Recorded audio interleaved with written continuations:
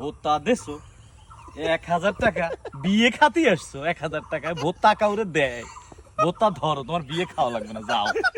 ভাই এখানে বিষয় হচ্ছে মনে করেন আজকে তো বিয়ের অনুষ্ঠান তাই না? তো আমাদের কুমিল্লাতে মনে করেন যে খাওয়া দাওয়ার পরে অনেকে যাওয়ার পর কিছু প্রেজেন্টেশন দিয়ে যায় বা টাকা দিয়ে যায়, যেটা আমরা ইউজুয়ালি আমরা টাকাটাই এক্সপেক্ট করি বেশি আর কি। ঠিক আছে, তো এখন আপনাদের বরিশালের কি অবস্থা বা বলেন।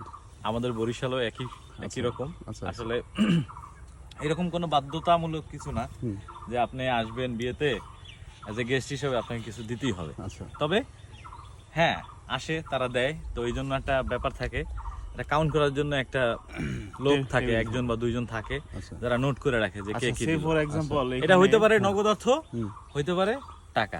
তো এটা আমি একটু সে ফর एग्जांपल এইখানে মনে করেন যে আপনি কাউন্টারে একজন বসলো, কিন্তু এই ক্যারেক্টারটা আপনাদের বরিশালের কেউ না, ধরেন যে আমাদের এক ভাই আছে আনিস ভাই। আচ্ছা।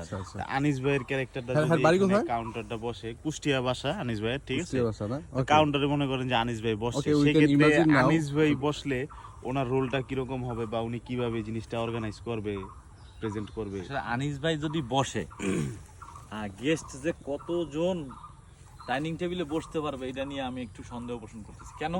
কারণ আনিস ভাই যখন চেয়ারে বসবো ওইখানে রিসেপশন লিস্টে, এখানে ধরেন একটা গেস্ট আসলো, আইসা মনে করেন সে 1000 টাকা দিল, দিয়ে বললো যে ভাই আমার নামটা লেখো। আনিস ভাই ঠিক এইভাবে টাকাটা নিয়ে এইভাবে তাকাই, ভোতা দেছো 1000 টাকা বিয়ে খাতি আসছো 1000 টাকায় ভোতা কাউরে দেয় ভোতা ধরো তোমার বিয়ে খাওয়া লাগবে না যাও, চলি যাও ভোতা।